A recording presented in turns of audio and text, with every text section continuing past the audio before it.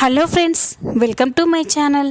Friends, మీకు మా video నచ్చినట్లయితే వీడియోని లైక్ చేయండి, అలాగే ఛానల్ని సబ్స్క్రైబ్ చేసుకోండి. ఈ వీడియో చాలా ఇంట్రెస్టింగ్గా ఉండబోతుంది, తప్పకుండా చివరి వరకు చూడండి. ఇక వీడియోలోకి వెళ్ళినట్లయితే సునంద అయితే ఆనంది దివ్యని సింహాద్రి వాళ్ళ ఇంట్లో పెట్టినందుకు చాలా కోపంగా ఉంటుంది. ఇక ఆనందితో సరిగ్గా మాట్లాడక ఎడముఖం పొడమెకంగా తిరుగుతూ ఉంటుంది. అది చూసిన ఆనంది సునంద దగ్గరికి వెళ్ళి, ఏంటత్తయ్య గారు, మీకు ఇంకా నా మీద కోపం పోలేదా? నేను అక్కడ దివ్యని ఎందుకు పెట్టాను మీకు చెప్పాను కదా అని అంటే, ఇక సునంద, లేదానంది, నువ్వు ఎన్నైనా చెప్పు, ఆ దివ్యకి నేను యాక్సిడెంట్ చేశాను. ఇప్పుడు తను ఎక్కడ ఉన్నా నాకు చాలా ప్రమాదం. కానీ నాకు ప్రమాదం జరిగే మనిషిని నువ్వు నా శత్రువు కాంపౌండ్లో పెట్టావు. తన గురించి మీ జ్యోతమ్మకి తెలిస్తే నా పరిస్థితి ఏంటి? నన్ను జైలుకి లాగుతుంది, కోర్టుకి లాగుతుంది అని సునంద అంటూ ఉంటే, ఇక ఆనంది, లే అత్తయ్య గారు, మా జ్యోతమ్మ గట్ల ఎప్పటికీ చేయదు అని అంటే, ఇక సునంద, ఎవరికి చెప్తున్నావానంది మీ జ్యోతమ్మ గొప్పతనం గురించి? నా కొడుకుకి యాక్సిడెంట్ చేసి పట్టించుకోకుండా వెళ్ళిపోయింది. అలాంటిది ఈ విషయంలో మౌనంగా ఎందుకు చూస్తూ ఊరుకుంటుంది అని సునంద అంటూ ఉంటే, అప్పుడు ఆనంది, అత్తయ్య గారు, మీరేమీ అనుకోను అంటే నేను ఒక మాట చెప్పనా అని అంటూ ఉంటే, ఏంటానంది అది అని అంటుంది. అప్పుడు ఆనంది, అత్తయ్య గారు, మొన్న మీరు ఆ అమ్మాయికి యాక్సిడెంట్ చేసిరు కదా, అది మీరు కావాలని చేసిరా? అనుకోకుండానే కదా చేసింది.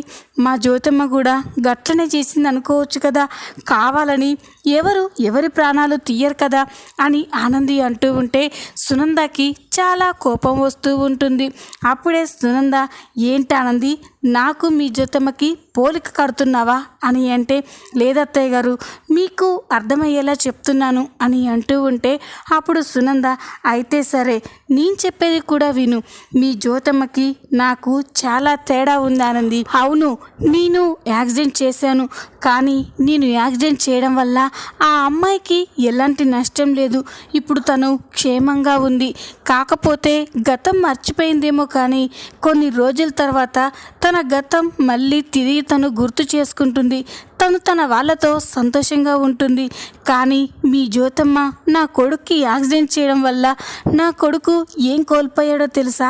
వాడి సంతోషాలు, ఆనందాలు అన్నీ కోల్పోయాడు. మళ్ళీ అవి ఎప్పుడు తిరిగి వస్తాయో నువ్వు గ్యారంటీ ఇవ్వగలవా అని సునంద అంటూ ఉంటే, ఆనంది, అత్తయ్య గారు, అది కాదు అని నచ్చజెప్తూ ఉంటుంది. ఆనంది, ఇంకెప్పుడు నువ్వు నా ముందు మీ జ్యోతమ్మకి నాకు పోలిక కట్టకు అని చెప్పి సునంద అక్కడి నుంచి వెళ్ళిపోతుంది. ఇక ఆనంది, ఏంటత్తయ్య గారు, అసలు మా జ్యోతమ్మ యాక్సిడెంటే చేయలేదు. దీనంతటికీ కారణం గా జీవన. కానీ మా జ్యోతమ్మ బద్నామవుతుంది అని చెప్పి ఇక ఆనంది బాధపడుతూ ఉంటుంది. ఇక ఇది ఇలా ఉండగా మరో పక్క దివ్య అయితే అన్నం తినకుండా ఒక చోట కూర్చొని బాధగా చూస్తూ ఉంటుంది. అప్పుడే పద్మమ్మ దివ్య దగ్గరికి వచ్చి, ఏంటమ్మా గట్ల కూర్చునేవింది, గింత బోధిందు వెనరా అని చెప్పగానే ఇక దివ్య, నాకొద్దమ్మా అని అంటుంది.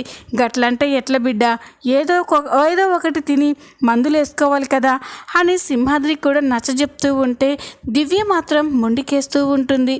అలా అంటూ ఉండగా ఇంతలోనే దివ్యకి ఒక్కసారిగా బాగా తలనొప్పి మొదలవుతుంది. దాంతో తల పట్టుకుని అమ్మ అని చెప్పి నొప్పితో బాధపడుతూ ఉంటుంది. అది చూసిన పద్మమ్మ సింహాద్రికి ఏమీ అర్థం కాదు. ఇక వెంటనే పద్మమ్మ, ఏంది బిడ్డ, ఏమైందమ్మా అని అంటూ ఉంటే, అమ్మ, నాకు బాగా తలనొప్పిగా ఉంది, ఎవరు సుత్తితో కొడుతున్నంత నొప్పిగా ఉంది అని చెప్పి అలెక్య బాధపడుతూ ఉంటుంది.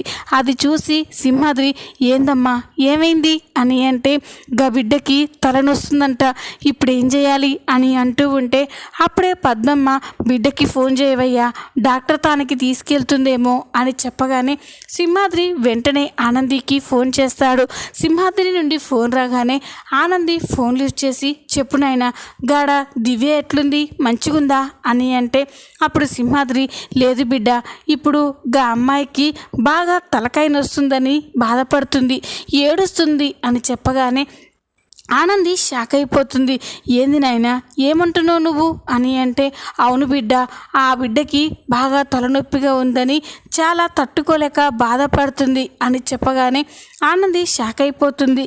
సరే నాయనా, నేను ఇప్పుడే వస్తున్నాను, దివ్యని హాస్పిటల్కి తీసుకెళ్తాను అని చెప్పి ఆనంది సింహాద్రి ఇంటికి వస్తుంది.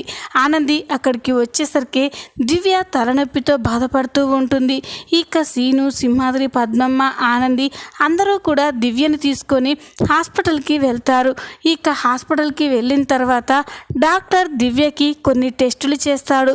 ఇక రిపోర్ట్స్ వచ్చిన తర్వాత డాక్టర్ ఆనంది ఇలా రామ్మా అని పిలవగానే అందరూ వెళ్తూ ఉంటారు. అప్పుడే డాక్టర్, మీరంతా కాదండి, ఆనందిని ఒక్కదాన్నే రమ్మనండి అని చెప్పగానే ఇక ఆనంది సరే అని చెప్పి డాక్టర్ దగ్గరికి వెళ్ళి మాట్లాడుతూ ఉంటుంది. అప్పుడే ఆనంది, ఏంటి డాక్టర్, ఏంటి ప్రాబ్లం?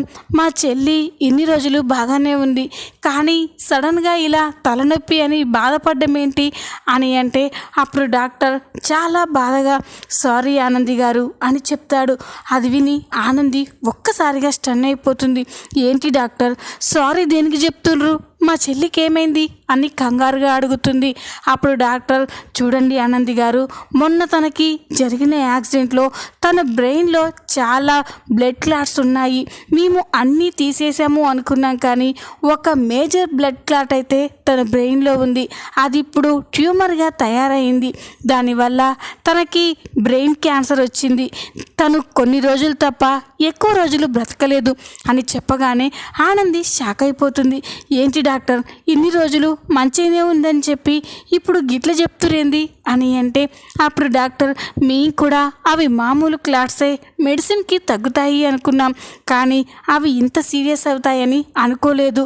మీరు తనని ఎంత హ్యాపీగా చూసుకోగలరో అంత హ్యాపీగా చూసుకోండి అని చెప్పగానే ఆనంది చాలా బాధపడుతూ ఉంటుంది. డాక్టర్, మరి మా చెల్లికి గతం అని అంటే, తను చనిపోయేలోపు తన గతం గుర్తొచ్చే అవకాశాలు ఉన్నాయి అని డాక్టర్ చెప్పగానే ఆనంది అయితే చాలా బాధపడుతూ ఉంటుంది. ఇక మనసులో, ఏంది శివయ్య, గిట్ల చేసినవేంది, గా అమ్మాయి పరిస్థితి ఏంటిప్పుడు అని బాధపడుతూ బయటికి వస్తుంది. ఆనంది బాధగా ఉండడం చూసి సింహాద్రి, పద్మమ్మ, సీనులైతే చాలా బాధపడుతూ ఉంటారు. ఇక వెంటనే పరిగెత్తుకుంటూ ఆనంది దగ్గరికి వెళ్ళి, ఏందమ్మా, ఏమైందంట ఆ అమ్మాయికి అని అడిగితే, ఇక ఆనంది, ఇప్పుడే దివ్య పరిస్థితి గురించి నాయన వాళ్ళకి చెప్పకూడదు అని చెప్పి, ఏం లే నాయన, తనకి చిన్న తలనొప్పి అంట, మందులకి తగ్గుద్దని డాక్టర్స్ చెప్పిర్రు అని చెప్పి ఆనంది వాళ్ళకి అబద్ధం చెప్తుంది. ఇక దివ్యని మళ్ళీ సింహాద్రి ఇంటి దగ్గర దిగబెట్టేసి ఆనంది ఇంటికి వెళ్తుంది. తన గదిలో కూర్చొని అలేఖ్య గురించే ఆలోచిస్తూ బాధపడుతూ ఉంటుంది. ఇప్పుడు ఏం చేయాలి, దివ్య ఎవరో ఎవరికన్నా బిడ్డో నాకు తెలియదు, తనని తన వాళ్ళకి అప్పగించాలి అంటే తనకి బ్రెయిన్ క్యాన్సర్ ఉందని డాక్టర్స్ చెప్పారు. తన ప్రాణాలు కూడా ఎక్కువ రోజులు నిలవని చెప్తున్నారు. ఇప్పుడు ఏం చేయాలి, తన గతం గుర్తొచ్చేలోపు తన వాళ్ళకి ఎలాగైనా అప్పగించాలి అని ఆనంది అలేఖ్య గురించే ఆలోచిస్తూ, నాకు దేవుడు చెల్లెల్నిచ్చింది అనుకున్నాను, కానీ ఇంతలోనే ఇంత ఘోరం చేస్తాడని అనుకోలేదు అని ఆనంది బాధపడుతూ ఉంటుంది. అప్పుడే ఆదిత్య ఆనందికి ఫోన్ చేస్తాడు. ఆదిత్య నుండి ఫోన్ రాగానే ఆనంది వెంటనే ఫోన్ లిఫ్ట్ చేసి, చెప్పండి ఆదిత్య గారు అనగానే, అప్పుడు ఆదిత్య, ఆనంది ఇప్పుడు నువ్వు ఎక్కడున్నావు అని అంటే, ఇంటి దగ్గరే ఉన్నాను ఆదిత్య గారు అని అంటుంది. అప్పుడు ఆదిత్య, ఆనంది, నా కబోర్డ్లో ఒక బ్లూ కలర్ ఫైల్ ఉంది, అది ఇప్పుడు చాలా అర్జెంట్, ఒకసారి నువ్వు ఆ ఫైల్ని ఆఫీస్కి తెచ్చిస్తావా అని అడిగితే, అప్పుడు ఆనంది, అలాగే తెచ్చిస్తాను ఆదిత్య గారు, ఇప్పుడే వస్తున్నాను అని చెప్పి ఫోన్ కట్ చేసి ఆదిత్య కబోర్డ్స్ అన్నీ కూడా వెతుకుతూ ఉంటుంది. కబోర్డ్లో ఉన్న అన్ని బుక్స్ తీసి చూస్తూ ఉండగా ఇంతలోనే ఆదిత్య అలేఖ్య ఫోటో దాచుకున్న బుక్కుని కూడా తీస్తుంది. ఇక ఆ బుక్కుల నుండి అలేఖ్య ఫోటో కింద పడిపోతుంది. అది గమనించిన ఆనంది, ఇదేంటి, ఇదేదో ఫోటోలా ఉందే, ఆదిత్య గారు ఈ ఫోటోని ఇంత భద్రంగా దాచుకున్నారేంటి అని ఆ ఫోటోని తీసి చూస్తుంది. ఇక ఆ ఫోటోలో అలేఖ్య ఉండడం చూసి ఒక్కసారిగా షాక్ అయిపోతుంది. ఇక చాలా కంగారు పడుతూ, ఈ ఫోటో దివ్యది కదా, దివ్య ఫోటో ఆదిత్య గారి బుక్లో ఎందుకుంది అంటే దివ్య ఎవరో ఆదిత్య గారికి ఇంతకు ముందే తెలుసా అని ఆనంది అనుకుంటూ ఉంటుంది. ఇక ఆనంది మనసులో చాలా ఆలోచనలు వస్తూ ఉంటాయి. ఆ రోజు ఆదిత్య గారు హాస్పిటల్కి వచ్చారు కానీ దివ్యని చూడలేదు. అంటే ఇప్పటి వరకు ఆదిత్య దివ్యని చూడలేదు కదా. చూసి ఉంటే దివ్య ఆదిత్యకి తెలిసిపోయేదో ఏంటో. అసలు ఏం జరిగిందో తెలుసుకోవాలి. ఆదిత్య గారికి దివ్యకి ఏంటి సంబంధమో తెలుసుకోవాలి అని ఆనంది అనుకొని ఆదిత్యకి కావాల్సిన ఫైల్ని తీసుకొని హడావిడిగా ఆఫీస్కి వెళ్తుంది. ఇక ఆదిత్య ఆనంది కోసమే ఎదురు చూస్తూ ఉంటాడు.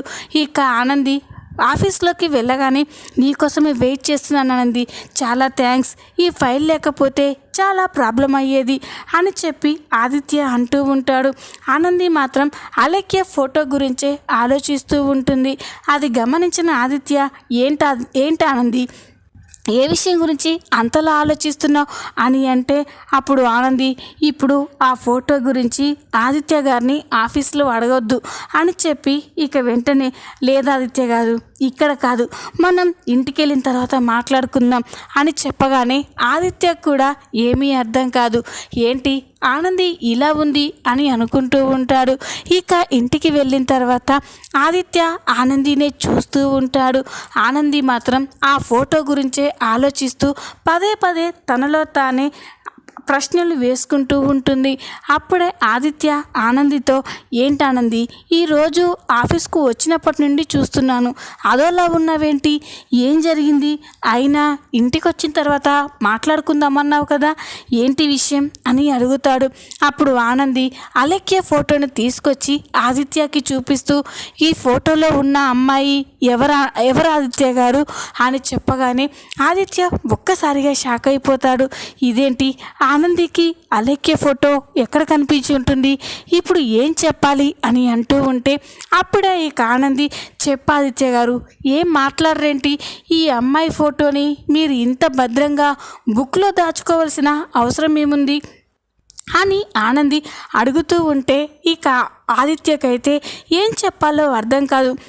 ఆనంది తను నా ఫ్రెండ్, అందుకే తన ఫోటో నా దగ్గర ఉంది అని చెప్పగానే లేదా ఆదిత్య గారు మీరు ఎప్పుడు అబద్ధం చెప్పరు, మీకు అబద్ధం చెప్పడం రాదు, నిజం చెప్పండి, అసలు ఈ అమ్మాయి ఎవరు, మీకు ఈ అమ్మాయికి ఏంటి సంబంధం అని అడుగుతూ ఉంటే ఇక ఆదిత్య మనసులో ఈ నిజం నీకు ఎప్పటికైనా తెలియాల్సిందే ఆనంది, కానీ నీ అంతట నువ్వే అడుగుతున్నావు, ఇప్పుడు నీతో నిజం చెప్పాలి అని చెప్పి ఆదిత్య అనుకుంటూ అలేఖ్య గురించి మొత్తం కూడా ఆనందితో చెప్తూ ఉంటాడు.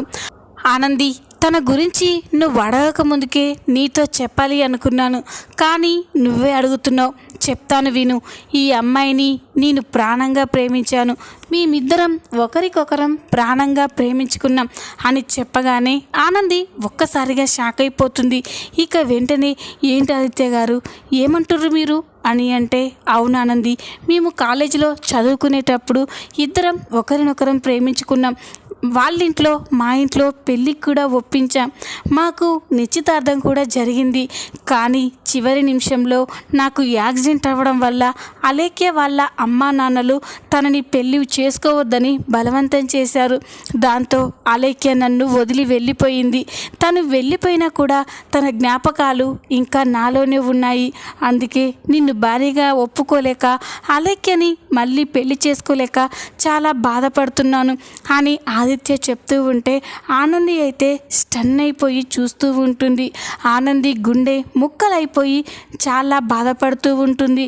ఇక అప్పుడే ఆదిత్య ఎందుకు ఆనంది అలా చూస్తున్నావేంటి అని అంటే అప్పుడు ఆనంది ఏంటి ఆదిత్య గారు మనం ఎన్ని రోజులు ఇంత ఫ్రెండ్స్లా ఉన్నాం, కానీ ఈ నిజం ఎప్పుడు నాతో చెప్పాలి అనిపించలేదా అని అంటే అప్పుడు ఆదిత్య చెప్పాలి అనుకున్నాను ఆనంది, కానీ చెప్తే నువ్వు ఏమైపోతావో అనుకున్నాను, కానీ ఈ నిజం నీకు ఏనాటికైనా తెలియాల్సిందే అని ఆదిత్య అంటూ ఉంటే ఆనంది మాత్రం కన్నీళ్లు పెట్టుకొని చాలా బాధపడుతూ ఉంటుంది.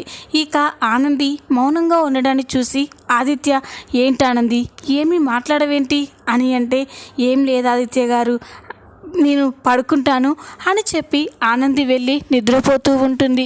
ఇక ఆదిత్య మాత్రం ఆనంది నన్ను అర్థం చేసుకున్నట్టుంది, నా ప్రేమ గురించి తెలిస్తే ఆనంది ఎంత బాధపడుతుందో అనుకున్నాను, కానీ తను ఇంత ఈజీగా తీసుకుంటుందని అస్సలు అనుకోలేదు అని ఆదిత్య అనుకుంటూ ఉంటాడు. ఇక ఆనంది నిద్రపోకుండా చాలా ఏడుస్తూ, అంటే ఆదిత్య గారి మనసులో అలేఖ్య అనే అమ్మాయి ఉంది, అలాంటప్పుడు నన్ను భార్యగా ఎలా ఒప్పుకుంటాడు, ఇప్పుడు నేనేం చేయాలి, ఆదిత్య గారు అంత ప్రాణంగా ప్రేమించిన గా అలేఖ్య ఎంతో కాలం బ్రతకదు అని ఆదిత్య గారితో ఎట్లా చెప్పాలి, ఆదిత్య గారు అలేఖ్య ఇద్దరు ప్రాణంగా ప్రేమించుకున్నారు అంటే అలేఖ్య కూడా ఆదిత్య గారిపై అంతే ఇష్టంగా ఉన్నట్లుంది, అందుకనేమో వాళ్ళ ఇంట్లో వాళ్ళు బలవంతంగా పెళ్లి చేస్తూ ఉంటే ఆదిత్య గారిని మర్చిపోలేక వేరే అతన్ని పెళ్లి చేసుకోలేక పారిపోయి వస్తూ ఉంటుంది. ఆ రోజు యాక్సిడెంట్ జరగకుండా ఉంటే అలేఖ్య ఆదిత్య దగ్గరికి వచ్చేది ఏమో, వాళ్ళిద్దరైనా సంతోషంగా ఉండేవాళ్ళేమో, ఇప్పుడు నేనేం చేయాలి శివయ్య అని చెప్పి ఆనంది ఏడుస్తూ ఉంటుంది. ఇక ఆనంది బాగా ఆలోచించి ఒక నిర్ణయం తీసుకుంటుంది. ఇక మనసులో అవును నేను అదే చేయాలి, ఇటు ఆదిత్య గారికి అటు అలేఖ్యకి న్యాయం చేయాలి అని అనుకుంటూ ఉంటుంది. ఇక ఇంతలోనే ఉదయం అవుతుంది. ఉదయం కాగానే ఆనంది సింహాద్రి వాళ్ళకి ఫోన్ చేస్తుంది. ఇక ఆనంది నుండి ఫోన్ రాగానే సింహాద్రి చెప్పు బిడ్డ అనగానే, నాయన ఒకసారి అమ్మకి ఫోన్ ఇవ్వు అని చెప్పగానే ఇక సింహాద్రి పద్మమ్మకి ఫోన్ ఇస్తాడు.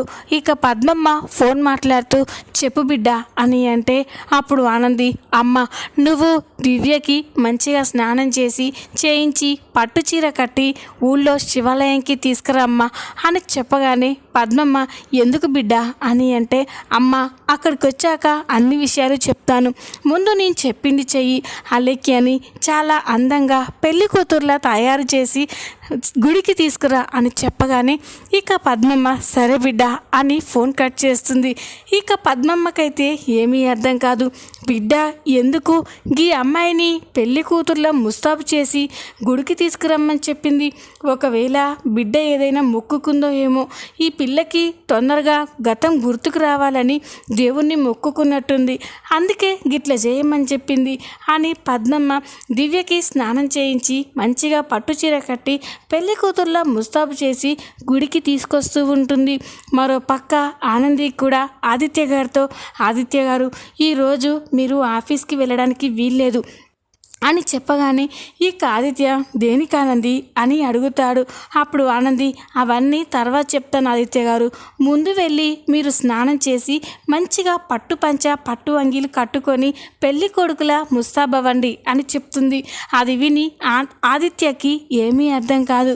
ఏంటానంది ఏం చెప్తున్నావు నువ్వు అని అంటే, ఆదిత్య గారు నాకు గుడిలో ఒక మొక్కు ఉంది, ఆ మొక్కు తీర్చుకోవడానికి ఇప్పుడు మనం వెళ్తున్నాం, కాదనకండి అని ఆనంది బలవంత పెట్టడంతో ఆదిత్య సరే అని చెప్పి ఇక స్నానం చేసి ఆనంది చెప్పినట్టుగానే మంచి పట్టుబట్టలు వేసుకొని పెళ్లి కొడుకులా ముస్తాబవుతారు. ఇక ఆనంది ఆదిత్య ఇద్దరూ కూడా గుడికి వస్తూ ఉంటారు. మరో పక్క పద్మమ్మ దివ్య కూడా గుడికి వస్తూ ఉంటారు. ఇక గుడికి వెళ్ళిన తర్వాత ఆదిత్య ఆనందితో ఏంటి ఆనంది గుడికి తీసుకొచ్చి ఏం మాట్లాడవేంటి, ఏదో మొక్కు అన్నావు కదా అని అంటే అప్పుడు ఆనంది ఆ మొక్కు చెల్లించే టైం ఇంకా రాలేదండి, దానికోసమే చూస్తున్నాను అని అంటే ఆదిత్యకి ఏమీ అర్థం కాదు. ఏంటి ఆనంది ఏమంటున్నావు నువ్వు అని అంటూ ఉంటే ఇంతలోనే పద్మమ్మ అలేఖ్యని తీసుకొని గుడికి వస్తుంది. ఇక అప్పుడే ఆనంది అదిగోండి ఆదిత్య గారు వస్తున్నారు మా అమ్మ వాళ్ళు అని చెప్పగానే ఇక ఆదిత్య పద్మమ్మ వైపు చూస్తూ ఉంటాడు. ఇక పద్మమ్మ అలేఖ్యని పెళ్లి కూతుర్లో రెడీ చేసి తీసుకురావడం చూసి ఆదిత్య షాక్ అయిపోతాడు. తను ప్రేమించిన అలేఖ్య అక్కడ ఉండడం చూసి ఆదిత్య అయితే ఒక్కసారిగా ఎమోషనల్ అయిపోతాడు. ఇక వెంటనే అలేఖ్య అని చెప్తూ ఉంటే అప్పుడే ఆనంది అవును ఆదిత్య గారు మీరు ప్రాణంగా ప్రేమించిన అలేఖ్య తను, ఇంకో విషయం చెప్పనా, మీ అమ్మగారు యాక్సిడెంట్ చేసింది కూడా తనకి ఇప్పుడు గతం ఏమీ గుర్తులేదు అని చెప్పగానే ఆదిత్య షాక్ అయిపోయి చూస్తూ ఉంటాడు. ఏంటన్నది నువ్వు చెప్పేది, అలేఖ్యకి గతం గుర్తులేదా అని అంటే, అవునా ఆదిత్య గారు, మొన్న అత్తయ్య గారు చేసిన యాక్సిడెంట్ వల్ల తన గతాన్ని మర్చిపోయింది అని చెప్తూ ఉంటే ఇక ఆదిత్య కూడా చాలా బాధపడుతూ ఉంటాడు. అప్పుడే ఆనంది, ఆదిత్య గారు మీరు ఒక పని చేయాలి అని అంటే, అప్పుడు ఆదిత్య ఏంటి ఆనంది అది అని అడుగుతాడు. అప్పుడు ఆనంది అక్కడే అమ్మవారి దగ్గర ఉన్న ఒక పసుపు తాడుని తీసి ఆదిత్యకి ఇస్తూ, ఈ తాడిని మీరు ప్రాణంగా ప్రేమించిన అలేఖ్య మెడలో కట్టి తనని మీ భార్యని చేసుకోవాలి అని చెప్పగానే ఆదిత్య ఒక్కసారిగా షాక్ అయిపోతాడు. ఇక పద్మమ్మ కూడా స్టన్ అయిపోయి చూస్తూ ఉంటుంది. ఇక వెంటనే, ఏంది బిడ్డ పిచ్చి పట్టిందని నీకు, అల్లుడు గారిని వేరే అమ్మాయి మెడలో తాళి కట్టమని నువ్వే తాళి ఇస్తున్నావేంటి అని అంటే, అప్పుడు ఆనంది, అమ్మ నీకేం తెలియదు, నేనంతా మంచే చేస్తున్నాను, నువ్వేం మాట్లాడకు అని అంటూ ఉంటే అప్పుడు ఆదిత్య, ఏంటి ఆనంది ఇంత సడన్గా ఇలాంటి నిర్ణయం ఎలా తీసుకున్నావు, ఇప్పుడు నేను అలేఖ్య మెడలో తాళి కట్టడం ఏంటి, అయినా అలేఖ్యకి గతం గుర్తులేదు, నన్ను తను ప్రేమించిన ఆదిత్యగా గుర్తించలేని స్థితిలో ఉంది, అలాంటప్పుడు తన మెడలో తాళి ఎలా కట్టగలను అని ఆదిత్య అంటూ ఉంటే అప్పుడు ఆనంది, కట్టాలి ఆదిత్య గారు, మీరు తాళి కట్టి తీరాలి అని అంటూ ఉంటే అప్పుడు ఆదిత్య, ఏంటనంది ఏం మాట్లాడుతున్నావు అని అడుగుతూ ఉంటాడు. ఇక ఆనంది జరిగిన విషయం మొత్తం కూడా ఆదిత్యతో చెప్తూ ఉంటుంది. ఈ విధంగా ఆనంది అలేఖ్య ఆదిత్యలకి పెళ్లి చేయబోతుంది. ఈ వీడియో కనుక మీకు నచ్చినట్లయితే లైక్ చేయండి, సబ్స్క్రైబ్ చేసుకోండి. Thanks for watching.